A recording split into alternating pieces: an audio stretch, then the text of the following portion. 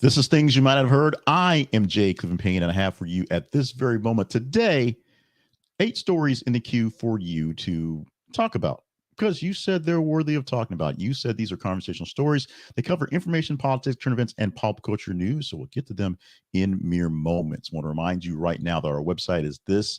It's a conversationproject.com where you can find out more details about how we do things around here. And of course, email us at the conversation inbox at gmail.com. The vetting process and how stories get put into this headline demands. We'll talk about JPMorgan Chase, also Gisele Bündchen and Andrew Mitchell. Today is the day to slide on heavy news, which is really kind of odd for the today, where we didn't get a lot of big old stories, even though it was the day that Bannon got out and the day that Trump tried to fight or relive the Sunday thing, and then Kamala Harris gave this big, huge speech on the ellipse. We have mostly petty, silly news, and I'm down with that. And you apparently are down with that as well. Today, if I have not said so yet, happens to be Wednesday, the 30th of October, one day before Halloween. And as we said, stories on the way, 8 of them on the way that were vetted by you as conversational. You told us basically that they're good enough. We'll give you some perspective on why they are where they are, but no real order or rhyme or reason to where the stories are being placed, other than the fact that these are some of the most engaging stories you gave us for yesterday. Starting off with a very sad news in the passing of Teri Garr. The offbeat comic and actor from Young Frankenstein and Tootsie has died at the age of 79. Celebrated comedic actress known for Young Frankenstein, Tootsie's other great roles, has passed away. Garr, who has been open about her long struggle with multiple sclerosis, died surrounded by her family. Her performances, marked by a unique humor and vibrant presence, earned her acclaim and a devoted fan base. She also inspired others with her openness about her health challenges, contributing to her increased awareness about multiple sclerosis and MS. A lot of people came out to give their love, share their talk about them. Michael Keaton, who of course is big news again these days, as he's doing a lot of big times things these days, is actually gave a nice, great talk about his time spending filming Mr. Mom way back in the day, and other things like that. So that's one thing that's not in my notes, but something that popped out in the covers that I saw all day yesterday. So we are mourning the loss of Teri Garr, who at 79, pretty good run, but having to deal with, of course, multiple sclerosis and surrounded by the love of her family, which is the best part about this. We're sorry that she's lost this battle, but we definitely are glad to have her and her work in our lives right now. JPMorgan Chase, not so much petty, really legal. They're starting to sue the customers who allegedly stole funds in the ATM glitch scam that went viral. Sorry for the pregnant pause there. The split in the script was a little weird there, but hey, if you're going to steal, you got to pay the price. JPMorgan Chase has begun filing lawsuits against customers accused of exploiting an ATM glitch, allowing them to withdraw more money than they had in their accounts. You remember we talked about this months back, where all of a sudden there was this thing, and then social media viral videos showed, hey, if you do this thing here, you can pull more money than's in your account. And what happens when you do things on viral video? How they get viral? People did it.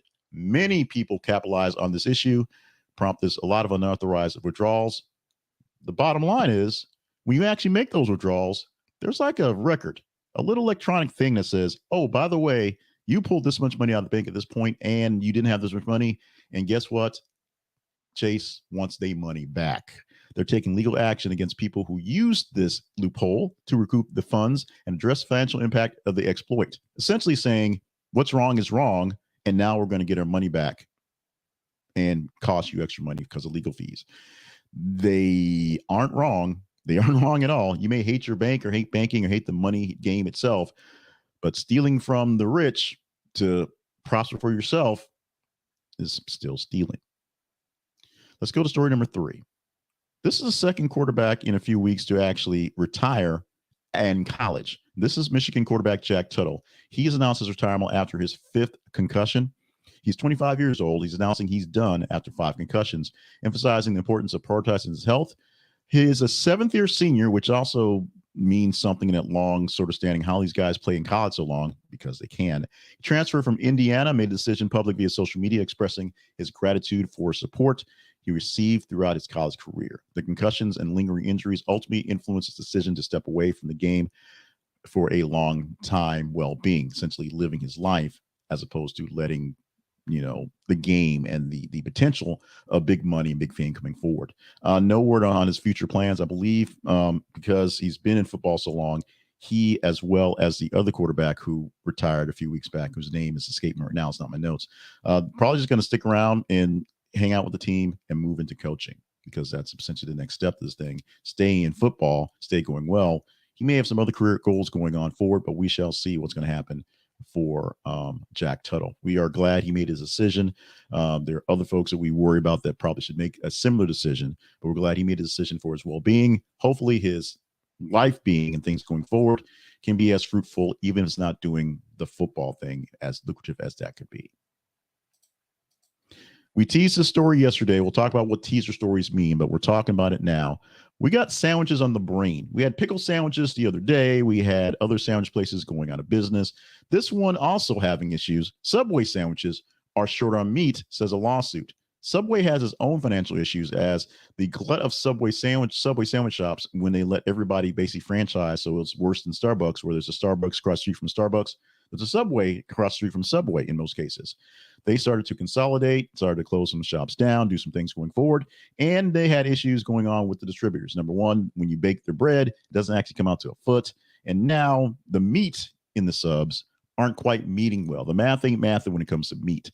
Customers are being misled by the advertising in sandwiches, where more meat is being the sandwich pictures or actually being claimed to be there than actually showing up in your sub. The file is this is filed as a class action lawsuit.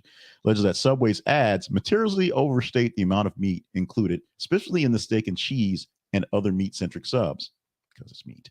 Subway has previously faced lawsuits over product misrepresentation, including the length of the foot-long subs, and of course, there's the tuna actually tuna, which are big issues. If you're buying a tuna sandwich, is it tuna or is it filler?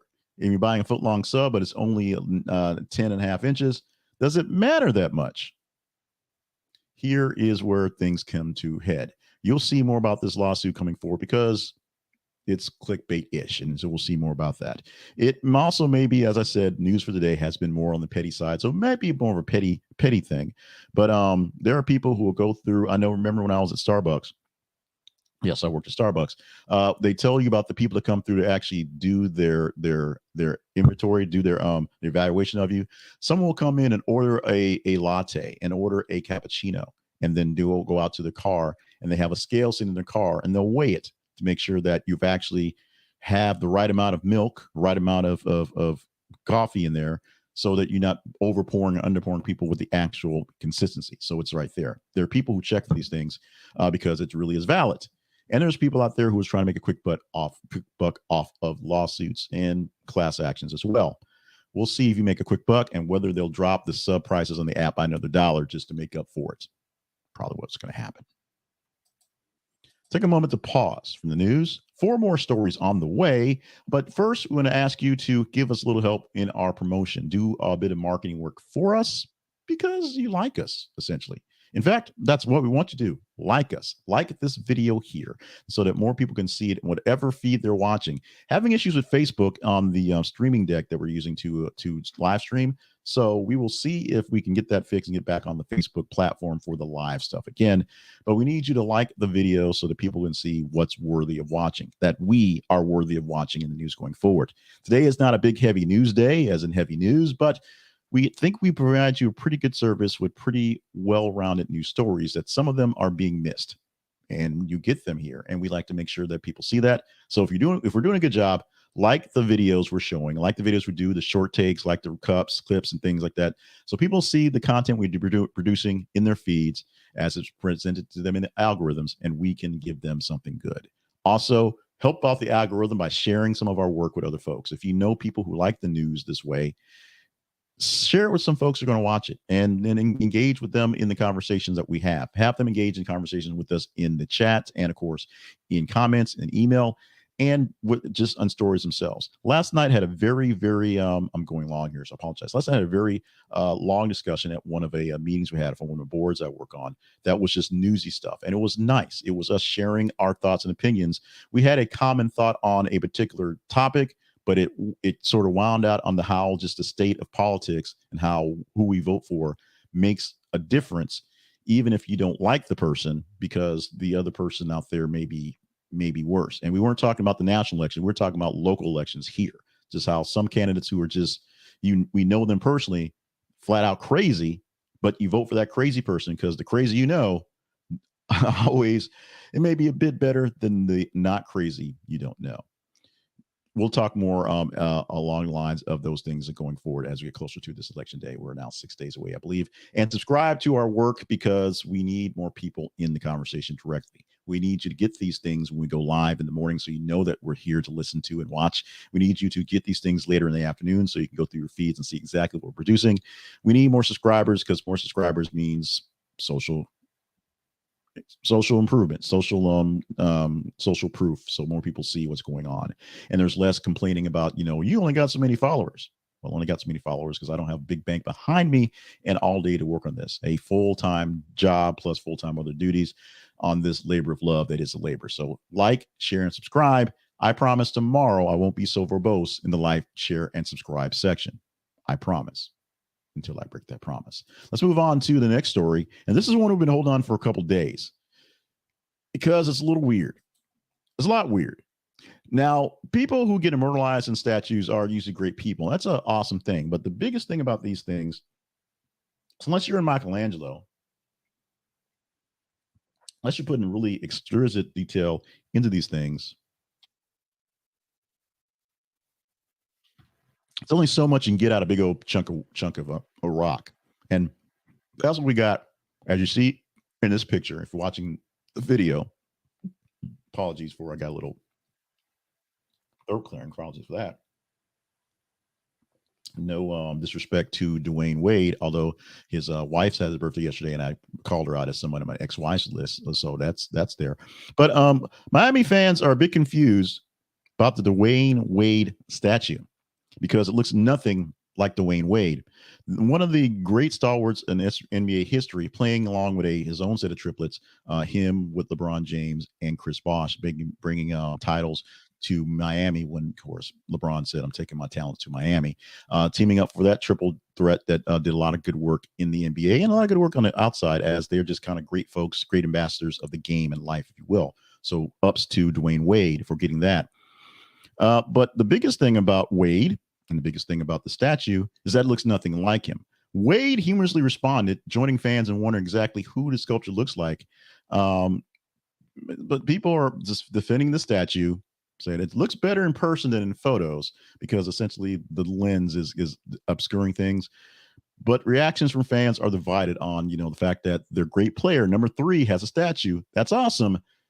It just looks like some other dude, which oftentimes these things look like other dudes or dudettes based on who the statue is for. And this is a case where Dwyane Wade gets to look at his statue anytime he shows up to hang out at whatever the arena is there in Miami. Say, hey, check out my statue of Shaq, because it kind of looks like Shaq. Just saying. Yeah. Oh, so this next story is extremely on the petty. The headline that we posted with the story is Supermodel Gisele Bündchen expecting a baby with boyfriend jiu-jitsu trainer Joaquim Valente after Tom Brady divorce. Now, this is where I get petty. It's because some things you can't disremember. Now, if you remember back in the day, back when Tom Brady was dating a beautiful supermodel and she was about to have his baby, only to break up that beautiful supermodel to marry Gisele Bündchen, who was about to have his baby. Yeah, that happened. And that's something that every time I see him on TV, that's in the back of my head because I'm petty like that. Gisele Bündchen left Tom Brady, who's not doing so terrible these days, but she's apparently expecting a third child, and the first with the trainer Joaquim Valente. Now, they started dating in 2023, several months after the divorce of Tom Brady. So essentially, she was done with him. She went on to the next guy because she's Gisele Bündchen. She's actually a bigger person in the grand scheme of life than Brady, if you can believe that. The relationship went public pretty soon after that. And Valentine had been her trainer, and they went from the trainer to the trainer, if you will. According to sources, Bündchen's children with Brady actually like spending time with Valente, who is going to be a key figure in their lives. So this is not a fling. This is not something that just sort of happened. They're really making this thing work out. congrats for Gisele Bündchen and her new moving on with life. Tom Brady will figure things out. I'm pretty sure he'll be okay. Will we be okay? That's the question as this news came down, sort of lost in the shuffle of all the actual things that were kind of important, even if we're not covering many of those important things today. This is one that I hear frequently as a news contributor, as a anchor, if you will, person in the news business, as many people watch, both in the business and people who observe, have been really, really not nice about Andrea Mitchell for the last couple of years. They just don't quite like her coverage of things. It's what happens when you let the mob rule. Sometimes when people get a chance to put their opinions, they can say what they like about people and not like. And here's one case. Andrea Mitchell announces her on-air stepping down of stuff from her daily show. Poorly read, but you get the gist of it. Andrea Mitchell, the veteran MSNBC journalist, has announced that she is going to step down from her daily news show, marking a shift after decades with the network. She's a longtime anchor and correspondent known for extensive experience in political reporting, shared the news with her audience, and she will, however, remain with MSNBC, contributing to reports, political analysis. She's just giving up the day job, the hour-long show she has in a day. Something that many people, both fans, are happy about, because many folks have not been happy with her coverage of things. They don't like the way she presents things, and probably a good thing for the people in the ranks of MSNBC and NBC and news in general, because it opens up a slot for other people to shift into. Now, Andrea Mitchell, as you said, not going away, still be there for the big time coverage, but she's not going to do the full hour that she's been doing for a long time.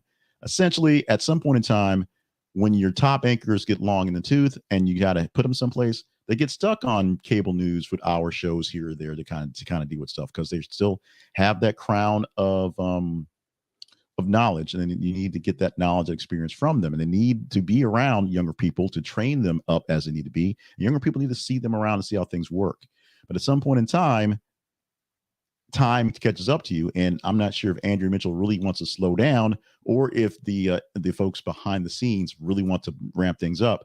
But time for change is now for MSNBC exactly, and we'll see what happens in the slots and in the coverage for that network for news very soon.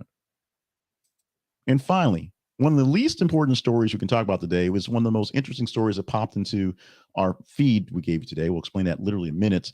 And it was one that I was hoping to get to. And this one actually was one of the more engaging stories in general. So this is not me manipulating things or saying, oh, this is cool, I'm talking about this anyway. This is a story that actually got some of the highest engagement yesterday that people got into, because it's money and it's PlayStation, and the numbers are just astounding. Gamer spends $2,000 on 24 years of PlayStation Plus subscriptions to avoid paying price hikes. Now, you may be wondering about inflation. You may be, talking about $7 eggs and not enough gas and things like that, and the economy and your house costs you much and things like that. But this guy found a way to fix that by spending money ahead of time. Now, money now is better than money later in cases, because you can use it now. And of course, you can lock in prices of the now in the future. So a young person, we're going to say a young person, bought a 24-year PlayStation Plus premium subscription. Let's hope it lasts that long. So he's got access to the platform 2048. Many of us will be long dead by then, but we think this guy has something going forward. At least he didn't buy $2,000 worth of lottery tickets. That would have been a waste. But the decision was motivated by a recent price hike by Sony. The user aimed to lock in the current rate to avoid future increases for 24 years. The forward-thinking approach reflects concerns over ongoing price adjustments and ensures long-term access to online gaming and exclusive content at today's pricing level. The problem is, will PlayStation itself, whatever iteration, will it still live? Will it have the same sort of going-ons? And can it be grandfathered in if some reason this thing dies out after 14 years? It's like saying, I'm going to buy my Netflix subscription for the next 25 years and hope it lives. And if you look backwards toward media, in most cases, those things lived for a while, except they don't anymore. There's mergers, there's acquisitions, there's all sort of weirdness going on there. And will they actually survive the survival? Hopefully for this guy, this is a gamble that will pay off, because it's genius, but will it actually pay off? Let's talk about our teaser story. The teaser story is the time where we take a transition. We shift out of the news as active. 8 stories for the morning are presented. We're talking about a story that's in our feeds, ready to go for you to engage in and possibly have us talk about tomorrow and explain what the hell the feeds are. The feeds are our links on Facebook, on X, and on Threads. Threads.net/at this is the conversation, x.com/th_conversation, facebook.com/this is the conversation project. Despite us not broadcasting Facebook today, we still use Facebook as one of the main indicators on what stories to chat up and talk about. What you do is you engage in a story as you see them coming up in your feed. You like it, you love it, you hate it, you read it, you comment on it, you share it with folks, and the more engagement the story gets, the higher chance we have of talking about it in our next iteration, which in this case will be Thursday with 8 stories. Now, we have stories that post about every 50 minutes from various sources, various links, various places, Fox News, Fox Business, MSNBC, CNBC, ABC, AP, Reuters, and some of the weirder places, some blogger type things that are mostly reputable. Sometimes we question it, but mostly we're down with the stories. And if you engage in it enough, we talk about it. Today, we gave you 8 stories. Those from the top, about 16 or so stories of 30 stories we posted yesterday that say the most narrative. And like I said, the big hitting stories like, we covered Bannon coming out of jail yesterday, so that was already covered. So that was one of those things that we covered early because it was there. But there wasn't a lot of big, heavy hitting stuff. And the national media was really stuck on the comedian and the bad jokes about Puerto Rico. So there really wasn't a lot of things that were progressed yesterday. Oh, yeah, Kamala Harris did have her speech yesterday, and Donald Trump is already saying that people are cheating. But yeah, that was the news today. It was lighter. It was pettier. It was kind of fun. Is this story that's not lighter, not pettier, and also might be a little bit controversial from our source, going to be worthy of talking about tomorrow? The headline we're putting in the feeds, and it's going to come out sometime around 6:20 a.m. or so. So if you're watching this live, you'll see it coming up in about 25 minutes. Israel's short on soldiers after a year of war. Now, this is something you expect. War and the war of attrition, is why those statements are always there. Wars of attrition, essentially, the people with the most manpower, the most stuff, can ride out all the details of a war and usually win it because they can last long. That's why we're so scared about going to war with China, because the billion-man army, they got 1 billion men, and so they can lose a few and keep on going. The source of this is Al Monitor, and it is a Arabian or Middle Eastern news source. So because the source, you may want to question where it's coming from. I ask you to read the article and do a little research on other places going back and forth, because this makes perfect sense. After a full year of this war, many Israelis are coming up in time where they can actually punch out and get out of time. And of course, some Israelis have actually lost their lives in these battles. So losing men and women via the actual battles and losing them to time, because at some point soldiers have to leave, at some point they're no longer active, is an issue. Is Israel running short on soldiers in this year of war an issue? Is the Ukrainians or the Russians running out of soldiers, which is why no Koreans are there? Is that an issue that goes on there? It's a big global idea going forward. So if you want to engage in this one, please do. We'll talk about it tomorrow if it's one of the more engaging stories and it falls in a great narrative. Yesterday, we teased Subway sandwiches being short on meat. We got that one in for today's articles. Let's talk about our sponsor for today. Our sponsor for today is the Chess Store. The Chess Store is an awesome store that offers chess stuff. That should be the end of the actual ad, but we're going to give you more because you deserve more. For chess enthusiasts or brand new players, high quality chess sets are awesome and make you feel great in playing a game. And the Chess Store will help you get great chess sets and feel great about playing it.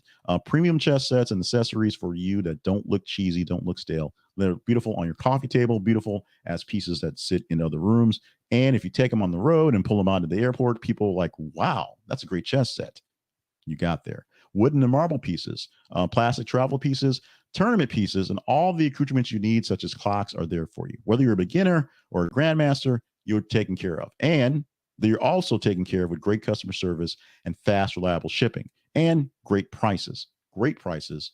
Great prices. Check them out at thisistheconversationproject.com/the chess store. This is theconversationproject.com/the chess store for the Chess Store. This is an affiliate link. So if you go to the Chess Store and check them out, we get a small commission from your buy. So check them out. We ask you to today. This is the time where we do our promotion. I'm going to do a little bit of fumbling, and it's going to be a little awkward because I made a video yesterday. It's inside the Conversation Project's YouTube page promoting my new book, and I don't have the actual book ready here to the picture up here to promote. So I'm going to have to vamp for just a bit. But as I'm clicking on buttons and working on things, I'll remind you that our website is theconversationproject.com. This is theconversationproject.com, and we want you to be a part of what we do at the Conversation Project. We also want you to go to our website and see everything that's there, which basically what I just said. We have links to past articles and past episodes of what we produce here, like things you might have heard and short clips and things you might ought to know, the fun stuff happening in about 5-6 minutes when we wrap this thing up here. We have links to all that.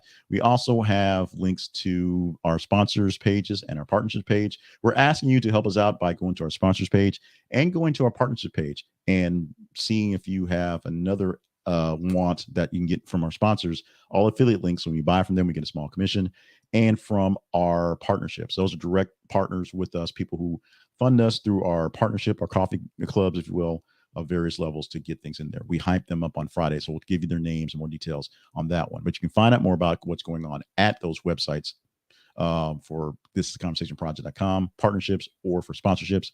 And you can just see what we got going on, join the family. The most important thing you can do for us is to engage with us. The like, share, and subscribe is important, so more people are in our conversations. And of course, engage with us by going to the feeds and letting us know what stories are worthy of talking about, and emailing us, the conversation inbox at gmail.com, for your direct link to what's going on. Now, I can't get the picture up because I realize the screen I'm sharing is the wrong screen, so I can't really swap that in real time live. But I'm asking you to go to my main website, which is jclevelandpayne.net/books/books.